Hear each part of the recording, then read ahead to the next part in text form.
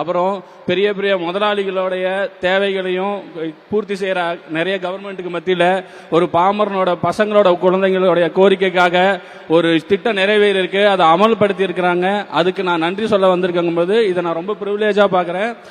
தமிழக முதல்வர் அவர்களுக்கும் கல்வித்துறையிற்கும் மிகப்பெரிய நன்றியை தெரிவித்துக் கொள்கிறேன்.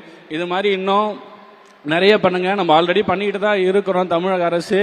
ஏன்னா முன்னாடி எப்படி இருந்தோன்னா மக்கள் படிக்கிற எண்ணம் மட்டும் இருந்தா போதும், நான் படிக்க வச்சிடறேன் அப்படின்னு இருந்துச்சு. இப்ப அது பத்தாது, உனக்கு நான் படிக்கிறதுக்கு எண்ணத்தையே உருவாக்குவேன் அப்படின்னு சொல்லி நம்ம பண்ணிட்டு இருக்கிறாங்க. இது மிகப்பெரிய இது. கல்விக்காக எப்பவுமே நம்ம முன்னாடி நிக்கணும். சொல்லுவாங்க சச்சின் டெண்டுல்கர் படிச்சாரா, இளையராஜா படிச்சாரா, இல்ல ரஹ்மான் படிச்சாரான்னு நிறைய பேர் சொல்லுவாங்க. நம்பாதீங்க, அப்படி ஜெயிச்சவங்க 100 பேர் தான். படிச்சதுனால ஜெயிச்சவங்க தான் இங்க அவ்வளோ பேர் இருக்கும். நீங்க அதை ஃபாலோ பண்ணுங்க. எக்ஸப்ஷனல் எப்பயுமே எக்ஸாம்பிள் ஆகாது. முதல்வர் அந்த ஏவியில சொன்னதுதான், படிங்க படிங்க படிங்க. நான் எக்ஸ்ட்ரா ஒரு தடவை சொல்றேன், படிங்க.